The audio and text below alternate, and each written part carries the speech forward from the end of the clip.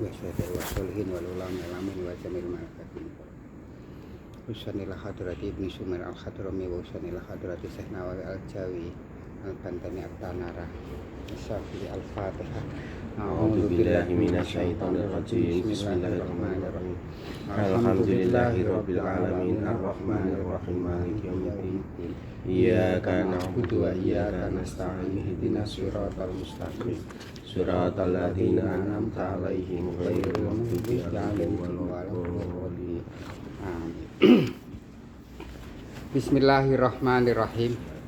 Wa awalul waktil isya'i, permulaan dari waktu isya, hurubus safakil ahmari, yaitu hilangnya atau terbenamnya syafakil ahmari mega merah. Wa akhiruhu, dan akhir daripada sholat isya, tulu'ul fajri, yaitu terbitnya fajar as-shodiki yang bisa dipercaya. Wahua yang namanya fajar sodik, wahua yaitu mustasiru zau'uhu, yang semebar cahayanya, mu'taridun bil ufuki, sepanjang daripada ufuk. Ufuk itu garis laut dengan langit, ini namanya ufuk.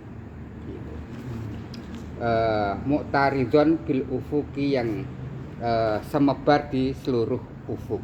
Huwa bidzomataini, ya huwa utawi ufuk bidzomataini dengan bidzomah keduanya, ufuki. Nawahi samai, yang mengabarkan langit min jihatil masyriqi, dari arah yang sebelah timur. Wa kharaja, dan terkecuali bisodiki al-kadzibu, yaitu adalah fajar kadzib. Fajar kadzib wa huwa utawi fajar kadzib yatlu'u yang muncul, tola'a itu muncul, mustatilan jihadas samai, mustatilan jihadas samai, yang memanjang, jihadas samai, arah langit, ka zana bisarkhoni, kaya dene ekor binatang. Gitu ya, kok malah jadi bingung. Memanjang sepanjang langit kayak seperti ekor dua binatang. Jadi gini, kalau memahami ini rada angel. Jadi pemahamannya gini, fajar kadzib itu arahnya bukan dari sebelah timur, tapi lebih agak ke sebelah selatan, agak ke lebih selatan, dan dia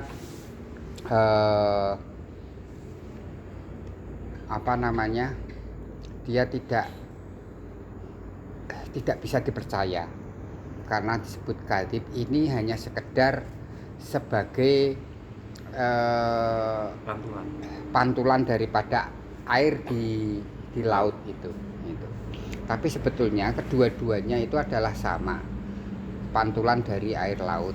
Cuman kalau kemudian fajar sodik itu memang waktunya sudah mulai mau terbit, sehingga lebih pasti. Jadi pembiasanya tidak seperti fajar kadzib itu. Nah, itu kalau di beberapa mitos-mitos, fajar kadzib ini adalah fajar yang membuat setan. Tapi sebetulnya juga tidak begitu. Itu hanya sekedar kemudian kenapa kok disebut setan, mergo ngapus-hapus. Artinya belum waktunya sholat subuh. Kalau pada waktu munculnya fajar kadzib kita sholat subuh, maka tidak sah sholat subuhnya. Tetapi kalau kemudian kita tidak bisa membedakan antara fajar sodik dengan fajar kadzib, maka apakah kemudian sholatnya itu ini?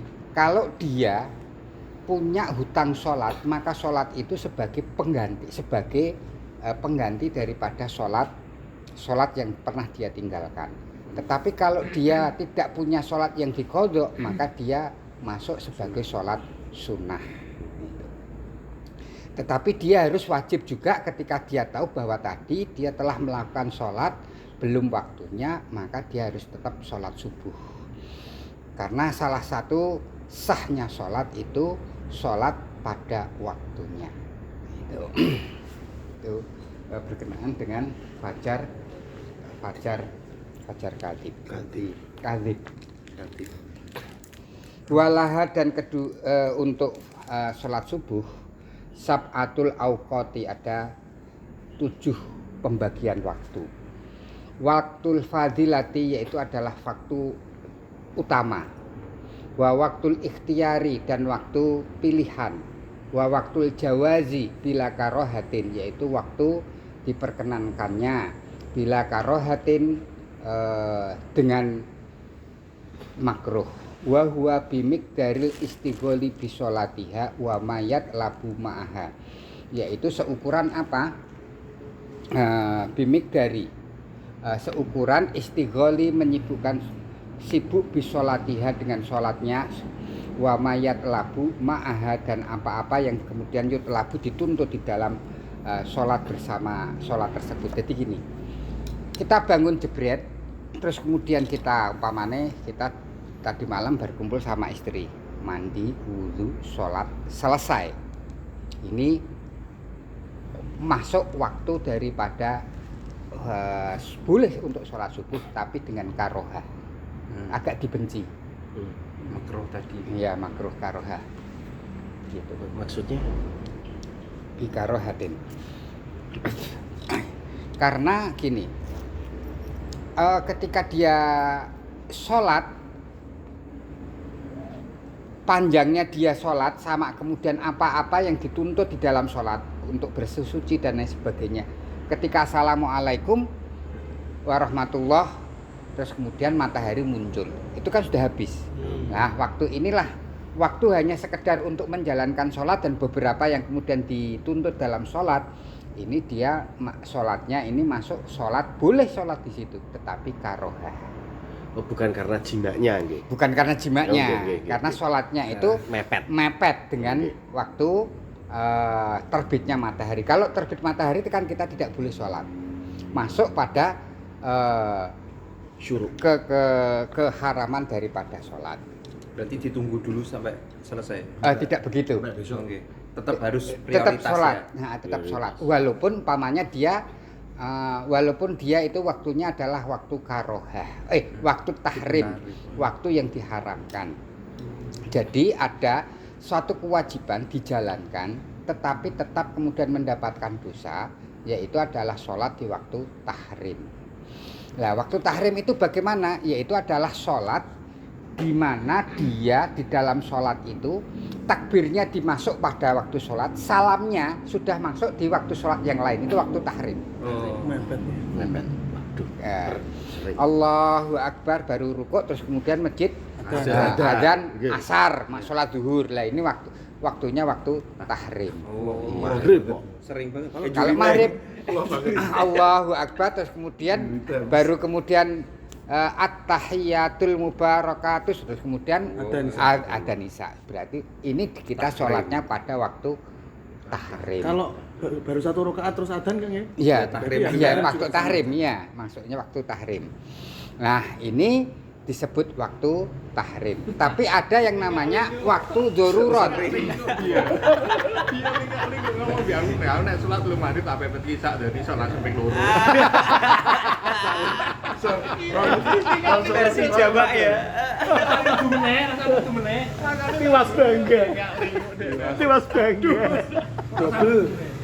Bang Yai tapi ya kalau di Malaysia tuh subuh itu udah terang ya. Iya. Kayak Turki ya. Iya. Sini gini. Posisi Kalau udah keluar sampean ada di daerah pesisir, kalau daerah pesisir ini waktu subuh ini sudah terang. Kita melihat benang merah, benang hitam dan putih sudah kelihatan. Ini hitam, ini putih. Gitu. Kalau itu Tapi terbitnya Tapi tetap belum terbit. Oh, Gitu. belum. Matahari belum terbit. Gitu. bukan waktu mepet itu termasuk. Bukan. Oh iya. aja didelok. Wah, jadi tembakan. Nah itu Kalau di daerah Mbah Maimun itu malah lebih ekstrim lagi. Jadi subuh itu sudah hampir kapal di laut itu sudah tampak baru pada sholat subuh.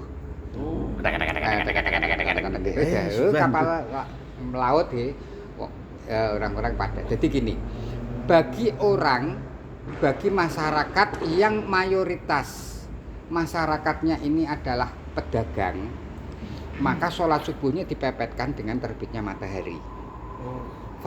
Fazolnya begitu. Karena apa? Setelah sholat subuh dia tidak tidur.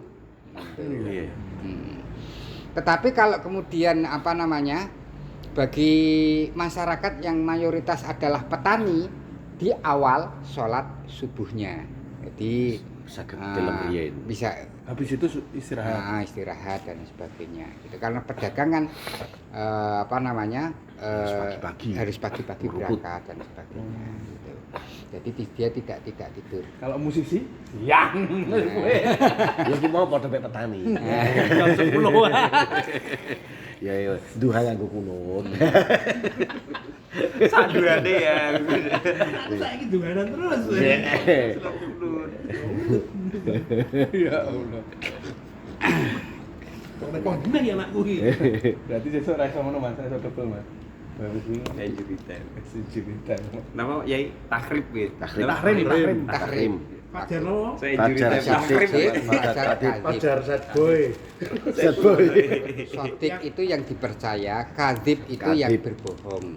Gitu. Kadzib. Berarti sok anakmu udah jenenge Kadip. Pedro Kadip. Ya benmu jenenge The Kadip. Terus ya. Dekadip. Apik kuwi. Awek pas ya. Dekadip. Oh, Pedro Dekadip. Ada namanya Musailamah. Musailamah itu sama Rasulullah di Al-Kadzab, pendusta itu, pembohong itu. Itu gelarnya ya? Gelarnya. Itu yang menggelari malah Rasulullah sendiri. Jadi Musailamah itu 2 bulan sebelumnya Dengan ngaku nabi. waktu dia berbaiat kepada Nabi di hadapan Rasulullah, masuk Islam dan berbaiat. Pulang ke sukunya, dia kan kepala suku. Musailamah itu kepala suku di Najd. Najd itu sekarang namanya Riyadh. Gitu. Jadi dia menyurati Rasulullah untuk membagi wilayah yang sebelah barat ini adalah kekuasaanmu dan wilayah yang sebelah timur ini adalah kekuasaanku. Di sana ini adalah surat dari Musailamah untuk Musailamah Rasulullah Musailamah ila hadrati Rasulullah Muhammad bin Abdullah kan gitu. Terus kemudian surat itu oleh Rasulullah dibalas hadza Rasulullah Muhammad min Rasulullah Muhammad ila Musailamah al-Kadzab begitu. Jadi saya diutus bukan untuk kemudian sebagai penguasa, tetapi saya diutus oleh Allah sebagai menyebarkan risalah. Jadi saya kerasulan saya tidak ada urusan dengan kekuasaan. Jadi pandangannya Musailamah kerasulan ini berkenaan dengan wilayah itu, pembagian wilayah kekuasaan. Jadi ketika Rasulullah hijrah itu sendiri, penguasa Madinah itu kan dikuasai oleh 2 suku, 2 kabilah yang sangat kuat sekali. Dan ketika Rasulullah itu kemudian datang ke Madinah, Rasulullah tidak mau ngutik-ngutik 2 kabilah tersebut sebagai penguasa di Madinah.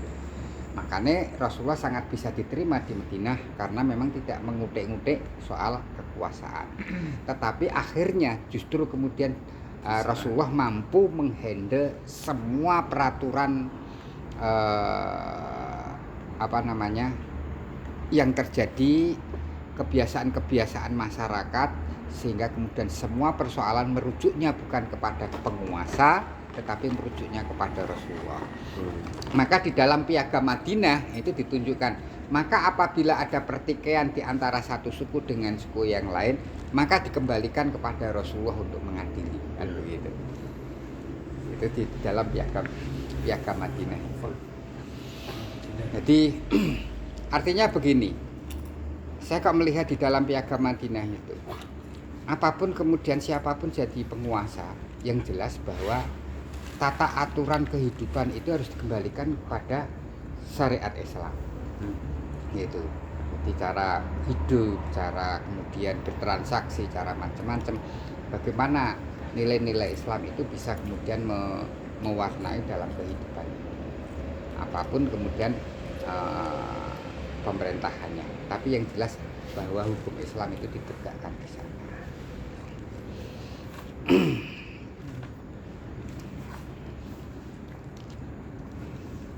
Bukan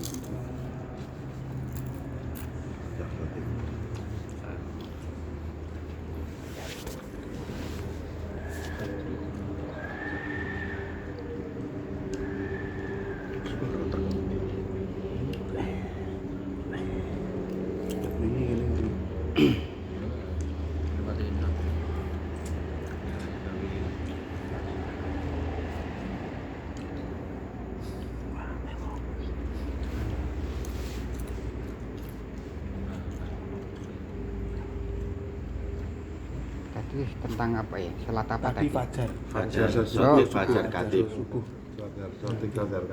Ketika fajar terbit. Oh iya. Takrib. Walaha dan bagi sholat isya sab'atu auqatin ada 7 waktu pembagian.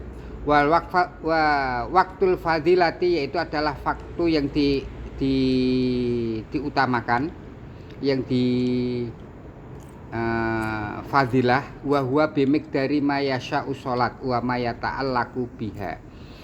Waktu fadilah wa huwa waktu fadilah bimiqdari dengan ukuran ma yasha'u, sepanjang ma yasha'u yaitu waktu yasha'u panjangnya sholat, wa ma yata'allaku dan berkenaan biha dengan sholat tersebut. Jadi masuk sholat isya tadi ya, masuk sholat isya, Allah Akbar umpamane, kemudian kita mandi, terus kemudian wudhu, terus kemudian kita sholat, ini waktu fadilah. Selebihnya itu bukan waktu fadilah, tetapi masuk pada waktu ikhtiar, gitu ya, ikhtiar, pilihan. Jadi kita bisa memilih di situ, milih sholat dapat fadilah keutamaan, atau ya boleh, tetap boleh, itu ikhtiar karena itu pilihan. Karena begini, bahwa waktu fadilah ini bukan waktu yang diwajibkan harus sholat pada waktu itu. Karena kalau diwajibkan nanti jadi masalah. Sholat itu jadi masalah bagi masyarakat, karena ada sebagian orang Islam yang kerjanya tidak bisa kemudian menjalankan pada waktu awal di sholat, yaitu waktu yang fadilah itu, ada yang kemudian harus masuk pada waktu ikhtiar tersebut gitu. Tapi yang dimaksud waktu fadilah seukuran panjangnya orang, apa-apa yang dituntut, apa-apa yang diwajibkan di dalam sahnya sholat, umpamane mandi karena habis ketemu sama istrinya, ketemu bukan dalam tanda petik, terus kemudian mandi, wudhu, terus toto-toto nganggo klambi, sarungan. Nah, sepanjang itu terus kemudian hingga sampai kemudian sholatnya selesai, inilah yang disebut dengan waktu fadilah pada waktu sholat isya. Wa waktul ikhtiyari, dan waktu ikhtiyari ila tamami sulusul lailil awal, hingga sampai itu sepertiga sulusul lailil awal, yaitu sepertiga yang pertama. Jadi umpamane isya itu masuk jam 7, terus kemudian subuh itu adalah waktunya jam 4. 7 sampai 4 itu berapa jam kira-kira? 7, 8, 9, 10, 9. Berarti dibagi 3. sepertiga yang pertama 7 sampai 10. sepertiga yang pertama malam itu ini adalah waktu ikhtiar gitu.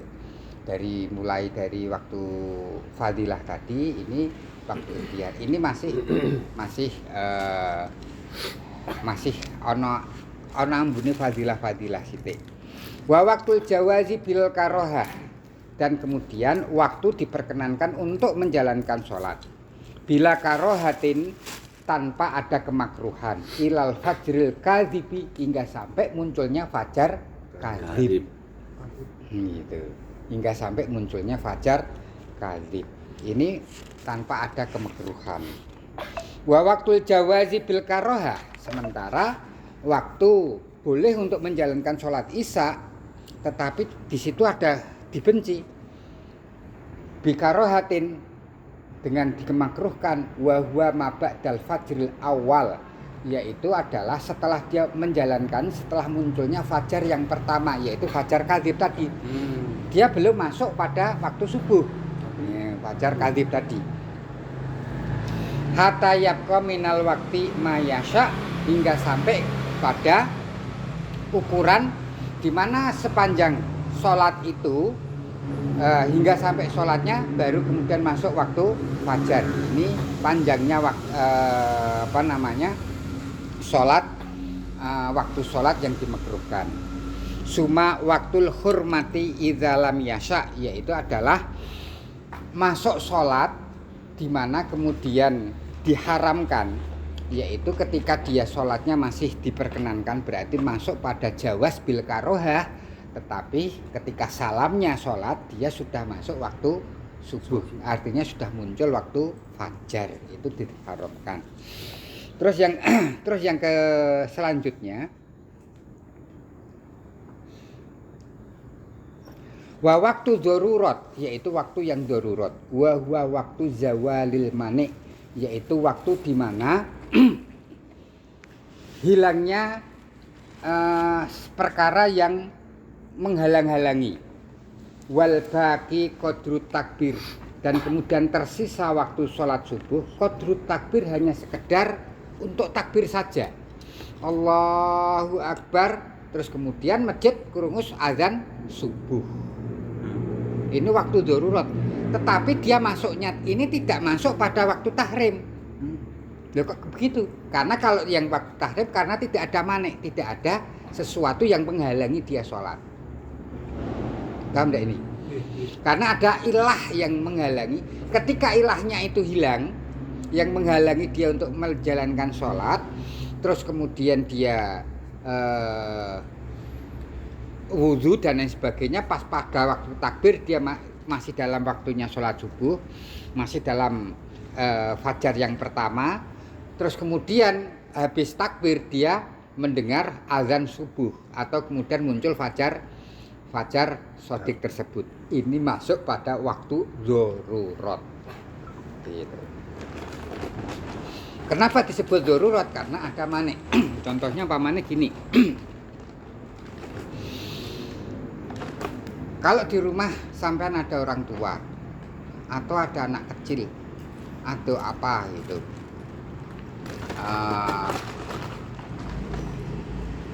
terus kemudian sepanjang waktu isya sampean ngopeni wong tua ki pen-penane ya lucu-lucu, sing ngopeni wong tua ya lucu-lucu.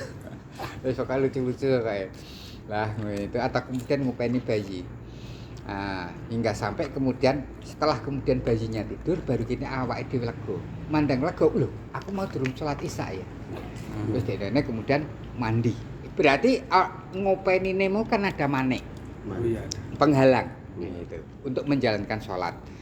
Nah, yang demikian ini ketika kemudian dia kok masuk takbir tapi kemudian salamnya di waktu subuh, ini tidak dosa dan tidak masuk tahrim tadi. Tidak masuk waktu tahrim gitu. Kalau tahrim ini karena dia menyepelekan waktu-waktu isya yang panjang itu, kemudian takbire waktu isya tapi kemudian salamnya di waktu subuh. Jadi asumsinya memang sengaja Nah, untuk sengaja, ditunda.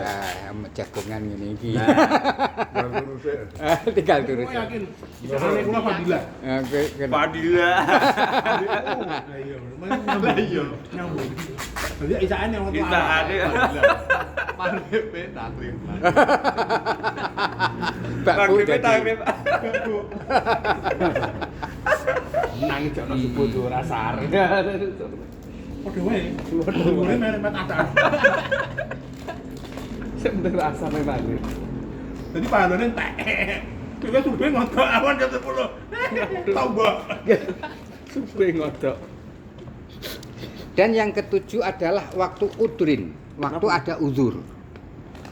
Wa huwa waktul maghrib liman yajma'u jam'at takdim. Dia sholat isya tetapi di waktunya sholat maghrib. Karena sebagai seorang musafir.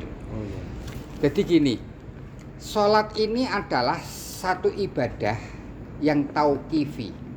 Al aslu fil ibadah tauqif fil waktihi, ditetapkan waktunya.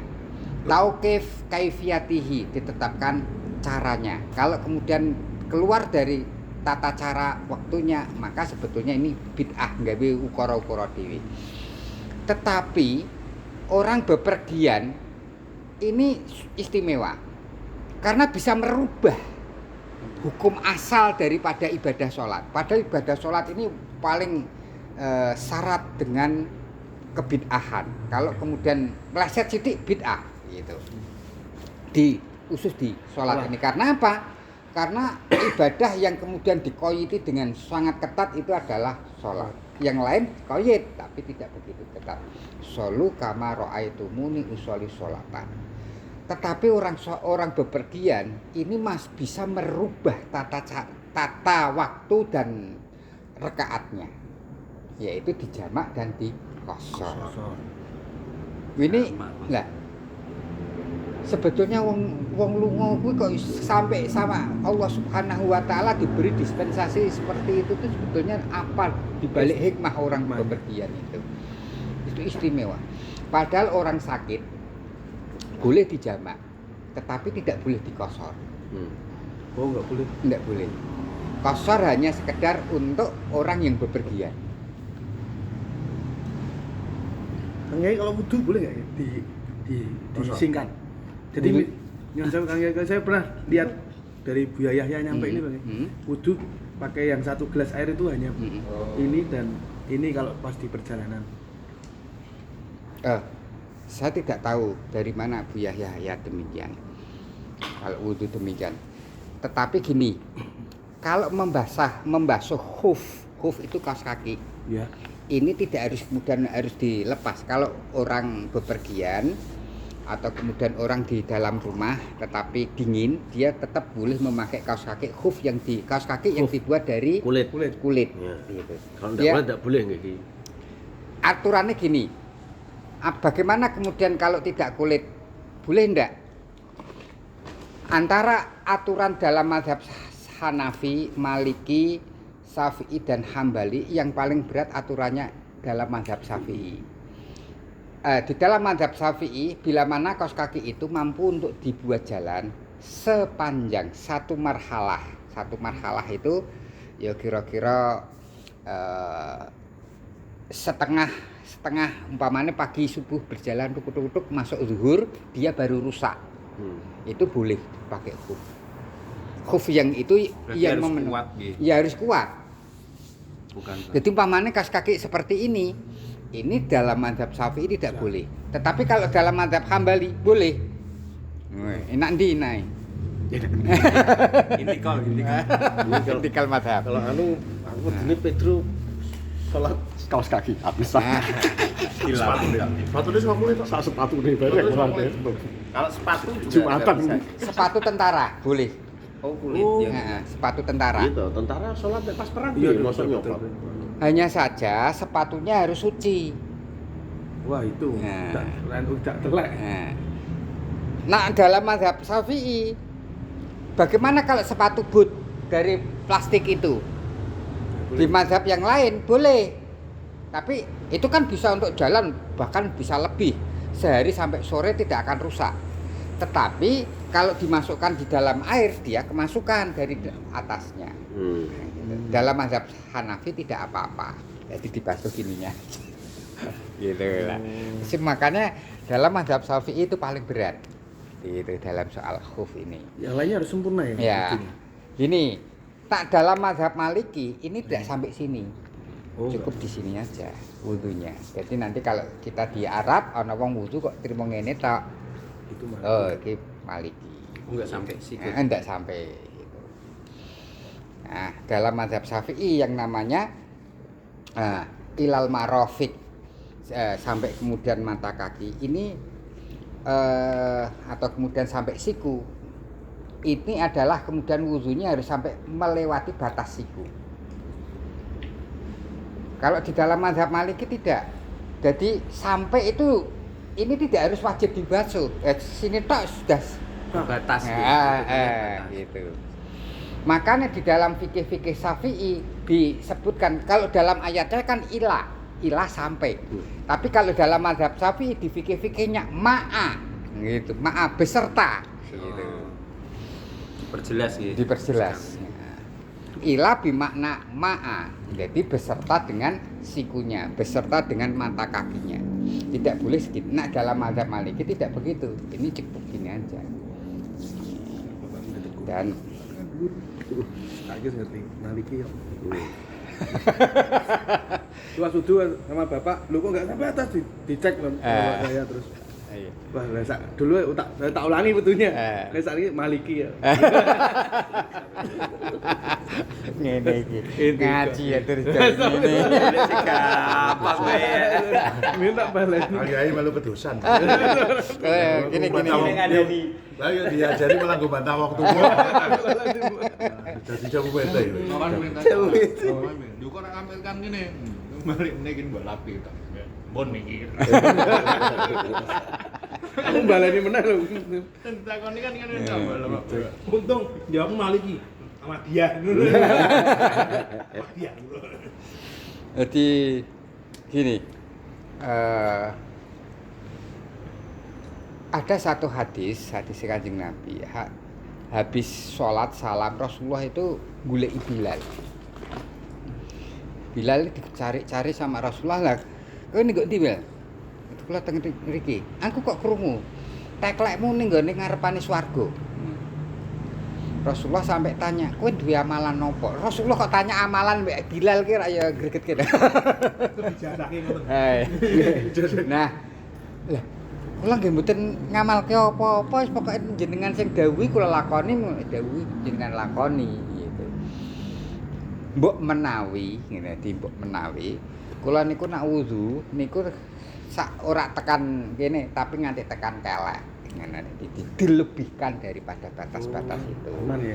Terus kemudian tidak hanya sekedar sampai di atas mata kaki tapi sampai betis gitu. Kalau kemudian wudu tidak hanya sekedar kemudian sebagian daripada kepala tapi dibasahi kabeh gitu. Jadi Berarti wudu itu kaki ini jangan sampai lutut. tidak, wudu tidak sampai lutut. Coba dhisik Mata kaki. Wingi-wingi tekan lutut dhewe. Iya, kan dhuwur kan. Aku nek wudu mesti tekan dengkul. Kalau wudu tidak boleh dilap itu apa? Bener ya? Oh, gini bukan tidak boleh, tapi Bahasa itu ini. makruh. Anwar Oh, Zaid. Makruh karena begini. Setiap tetesan-tetesan dari air wudu ini nanti akan jadi saksi. Dan dia akan menjadi malaikat yang mendoakan berdoa memohonkan ampun pada orang yang itu. Jadi dibiarkan kopiah. Seksi muntah. Saksi kontak itu lagi tak lapi terus. Mulai tak. Oh iya. Terus kebiasaan tetap Kebiasaan. Tak kayak win-win solution. Mekan ibu kan banyune cek. Jangan takoni pereske. Kade buku kubur sisan ya. Saksi. Berarti kula Karisma wis tekan ora soal jawaban kok wudumu tekan dengkul ngopo? Nah, sejawaban. Nek Bilal kan tekan mata kaki, teklek ke surga. mata kaki piye? Kan gini lho, tekan dengkul. Tetes. elek. Teklek kan. Tapi karismamu Lho nek dengkul berarti sak wonge kok tekan surga. Teklek kutok ya. karismane wis ning neraka. Parkir kene. Banget karaoke. Parkir kene. Banget karaoke. Aku gak ngerti karismamu tekan neraka. Medeni lho. Karismamu tekan pintu gerbangnya Happy Papi. Ngono sama nembung ning kantor. Karismane boten sadi. Lah iya.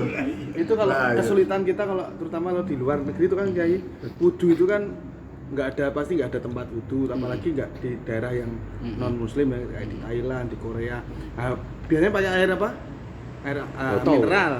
Tapi nggak sempurna pasti ini. Wah, sing ngomong sapa? Maksudnya kalau ya maksudnya karena dikit biasanya terbatas gitu. Sampun Terus iso. wudunya kadang-kadang sholatnya nggak ada masjid, akhirnya di pinggir gitu, temperan terus nggak tahu kalau ada kirik lewat atau apa. Nah kayak gitu kendalanya selama ini Gini, masih bingung. wudu. Rasulullah itu wudu dengan air satu mud. Rasulullah mandi jinabat dengan air satu sosok. Satu mud itu seberapa? Kalau satu mud itu umpamanya beras 3 kilo itu dibagi 4. Terus kemudian diwadahi botol 1/4 dari kita zakat itu toh. Itu zakat fitrah ini penuhnya ini adalah 1 mud. Jadi kira-kira kalau kemudian pakai botol Gelas aqua aqua. ya segini. 250. Ini bisa nih. Bisa. Iya, bisa penting kan rokok. Bisa. Lho, Makane belum itu. Telegram iki dirungokke. Oh, iya, iya. Ada yang wajib, ada yang tidak wajib. Wingi aku murah kan pakai itu. Lah malah justru kalau kita pas tawaf Ya. terus kemudian kita batal, tidak usah kemudian keluar dari Masjidil Haram kedawan, cukup kemudian pakai botol aqua itu supaya tidak pakai anduk terus kemudian segini kan. Yang penting apa? Karena dibedakan antara ghosala dengan masyaha. Nur Muhammad. Kalau ghosala ini airnya bisa diletek. Kalau masyaha ini membasahi jadi kayak seperti ini dibasahi tak gitu. Jadi ini tidak ada airnya yang ngecembeng, ini basah. Tampil ikan basah. Iya. Ini sudah sah gitu. Tetapi kalau kemudian basuh wajah, tangan, ini setidaknya airnya mengalir. Itu ghosala. Cukup begitu, mulai dari sini hingga sampai sini ini kemudian sudah sah. Jadi kalau banyu segitu bisa enggak bisa. Ini bukan lah orang biasa di Indonesia banyak air, maka ya kalau nak ora gebyoh ngono ki ora puas. Tapi sebetulnya itu adalah bid'ah. Oh banyak itu bid'ah. Oh iya. Kowe ngono Basir. wis bid'ah. Kowe saksi muntek. Di video ya. Bid'ah lan diseksi harus bid'ah dianduki ya. Sing mlebu surga teklek itu. Teklek. Jepitnya rene.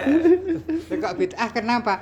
Karena tidak ditemukan bahwa Rasulullah itu wudu lebih dari 3 kali basuhan. Oh. Paling pol 3 kali. Bahkan kalau kemudian dia wudu dari sumur ini adalah wakaf untuk masjid, maka wudu yang lebih dari 3 basuhan kelebihannya ini haram. Waduh. Opone nek kencing ning masjid. Sing kae to. Yo haram kencing nang Salat sih. Lah ya makane ya ini. Saya aku ora tahu. Lahir lete.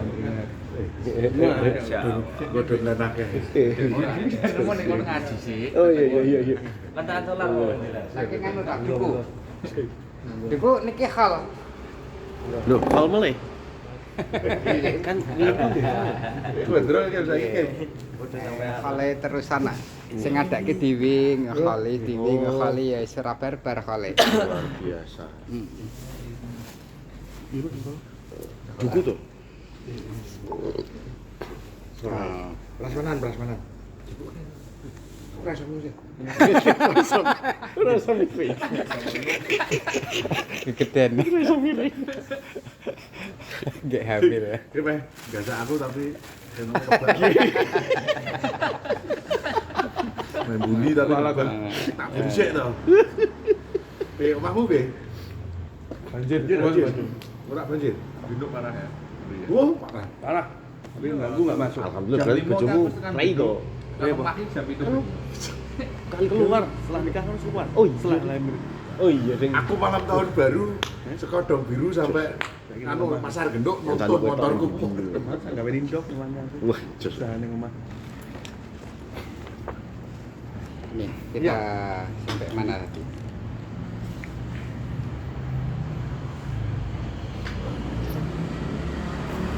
Wa waktu udrin wa huwa waktul maghribi liman yajma'u jama'at takdim. Nah. Wa awalul waktu subhi. Dan awalnya waktu subuh. Tulu'ul fajri. Dimulai sejak terbitnya fajar as-shadiqi yang bisa dipercaya, fajar shadiq. Wa akhiruhu dan akhirnya waktu sholat subuh tulu usamsi hingga sampai terbitnya matahari. Walaha dan bagi sholat subuh ini sittatu auqatin ada 6 waktu. Yang pertama yaitu adalah waktul fadilati, waktu yang diutamakan, yang utama. Wa huwa bimiqdari ma yasya'u sholat wa ma yata'allaqu biha. Kok tak baleni? Dia dulu subuh sampun ya. Sampun nggih. Subuh Al-Isya sampun. Subuh Al-Isya pun terakhir pun. Oh, sudah ya. 7 waktu sih.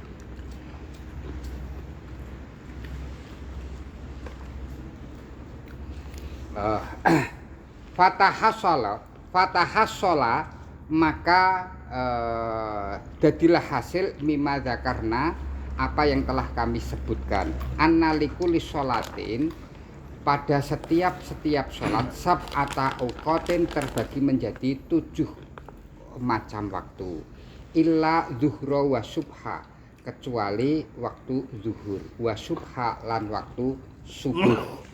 Mengapa demikian? Gitu.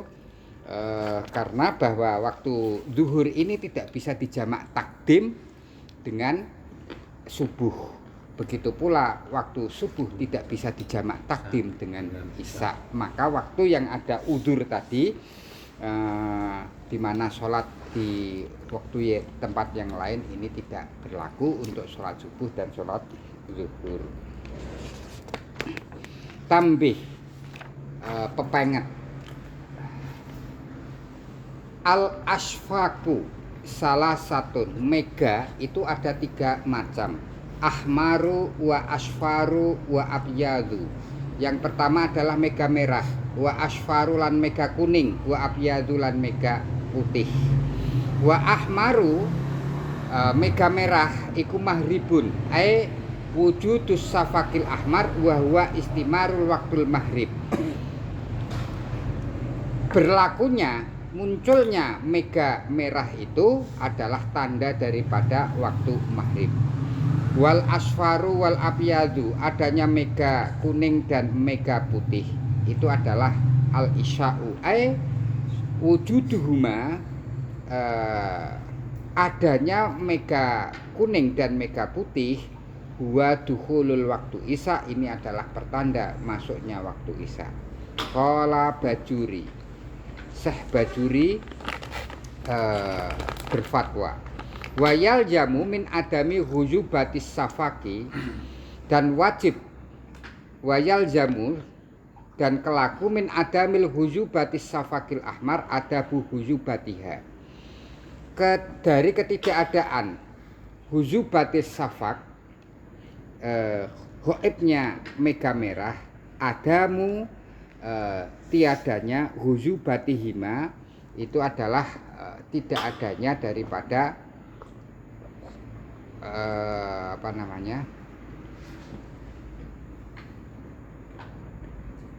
mega putih dan mega kuning. Wayun zabu takhirus sholatul isya.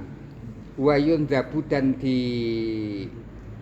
kena dosa takhirus sholatul isya mengakhirkan sholat isya illa ayyaghi basafakul asfar hingga sampai kemudian hilangnya, ghaibnya safakul asfar, yaitu adalah mega kuning, wal abyad dan mega putih.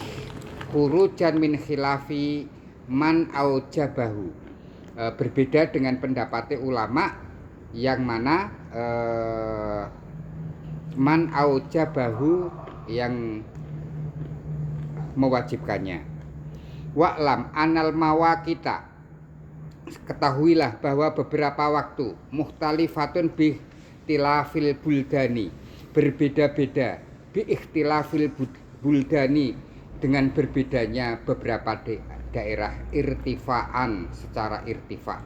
Faqat yakunu zawalus samsi, kadang-kadang zawalus samsi, hilang terbitnya matahari bibaladi dengan suatu negara, tulu'uha dengan zawali samsi, dengan terbitnya matahari, tenggelamnya matahari, bibaladi tulu'uha bibaladil akhar, justru kemudian terbitnya matahari di negara yang lain. Wa asron bi akhara, dan sementara di tempat yang lain masih dalam kondisi maghrib. Wa maghriban, dan dalam kondisi waktu maghrib bi akhara di negara yang lain. Wa isya'an bi akhara. Zakarahu fi tuhfatil habib, zakarahu, dan ini dituturkan fi tuhfatul habib, di dalam kitab tuhfatul habib, anil madabighi, dari madabih ala tahrir, atas kitab tahrir. Jadi ini kita sudah selesai, besok ganti bab lagi, masih pakai kasifatus saja, cuman sudah ganti bab gitu. Karena kasifatus saja ini tidak membahas yang lain kecuali rukun Islam yang 5 gitu. Kita tidak akan membahas tentang jual beli, kita tidak akan membahas tentang apa. Kenapa? Ibnu Sumair al-Hadrami. Ibnu Sumair al-Hadrami itu adalah mufti Syafi'iyah di Indonesia, yang dulunya dia adalah warga negara Yaman. Terus kemudian di Indonesia ini sama pemerintah Hindia Belanda, karena dia sangat dihormati, terus akhirnya diangkat sebagai pegawainya Hindia Belanda. Jadi Hindia Belanda itu punya penasehat agama, diantaranya Habib Kuitang, itu adalah Habib Ali Kuitang. Ini adalah penasehat bidang agama Islam oleh pemerintah Hindia Belanda, termasuk Ibnu Sumair al-Hadrami. Senagorgonya sendiri dia adalah gubernur jenderal dulunya, tetapi dia juga sebagai seorang ilmuwan senagorgonya. Tapi kila wakila di akhir hayat senagorgonya itu masuk Islam. Dia kan dulu pura-pura Islam gitu. Tapi juga ada yang mengabarkan dia pura-pura Islam, tetapi akhirnya dia juga masuk Islam. Tapi akhirnya dia lupa kalau pura-pura. Jebul malah sholat tenan. Maratuanya itu kan seorang tengku di Aceh. Tengku Aceh. Siapa nih ya? Siapa? Yang barusan. Senagorgonya. Iya. Kamu tanya. Kamu tanya. Siapa namanya? Pokoknya dia adalah menantu seorang ulama di Aceh, dan dia adalah yang sebagai master plan. Aceh itu kan tidak pernah bisa dijajah oleh Belanda. Aceh itu tidak pernah tanah Aceh diserahkan kepada Belanda. Tetapi kalau di Jawa itu diserahkan, bukan dijajah sebetulnya. Jadi ketika terjadi perang, jadi Amangkurat IV atau kemudian Amangkurat Jawi itu sendiri, terus kemudian wilayah di pesisir utara diserahkan kepada VOC.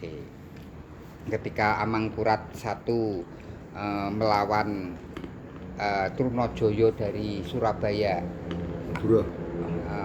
terus kemudian menyerahkan beberapa wilayahnya untuk mencari persenjataan. Bayarnya wilayah. Wilayah, jadi bayarnya sama Barter. wilayah. Jadi dibayar dengan menyerahkan beberapa wilayah untuk dibuat perkebunan. Gitu. Cuman data-data itu kalau Hong Kong itu kan ada selama 100 tahun sebagai bayar kompensasi kalah perang adat gitu. Nah di sini kita tidak menemukan Ada kembalinya gitu. Nah, pengembalinya kapan gitu. Perang Diponegoro juga begitu. Perang Diponegoro ini malah dipreteli. Dulu Magelang masih wilayah dari Yogyakarta, tapi setelah Perang Diponegoro seluruh Karsidenan Kedu diserahkan sama VOC Belanda dan terus gitu.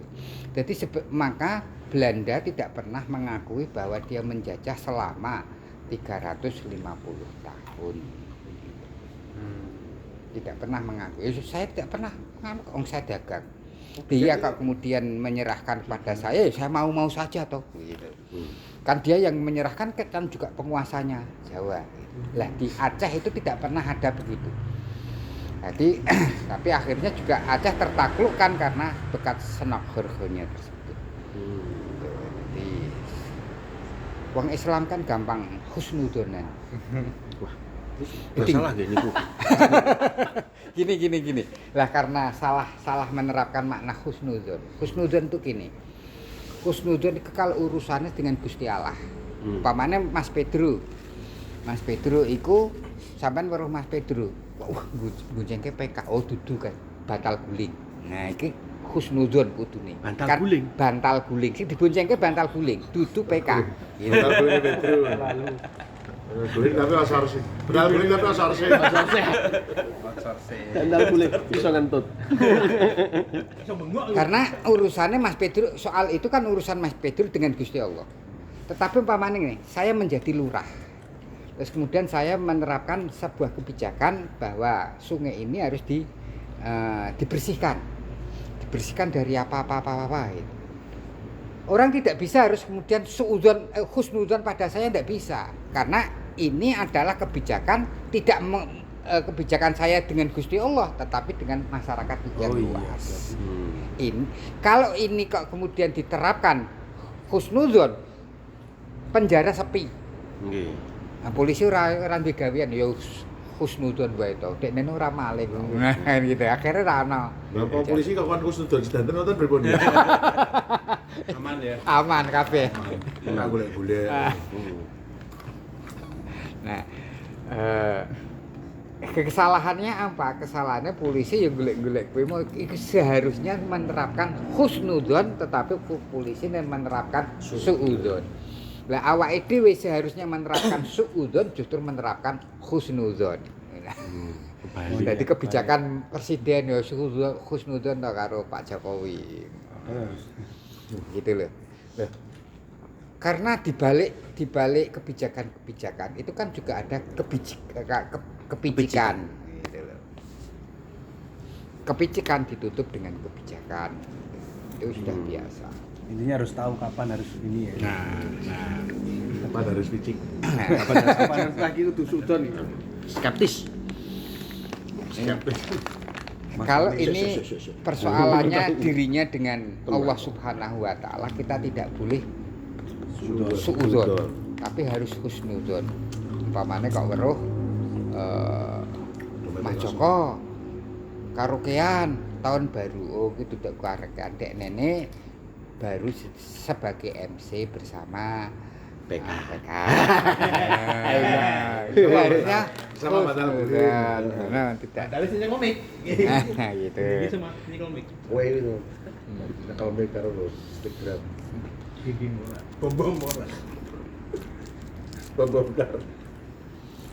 Ya, artistik menarik. HP. Rokok.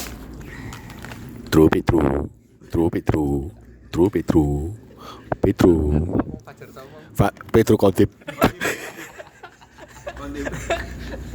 The Kadip band. Al-Kadib. Petro siapa? Al-Kadib.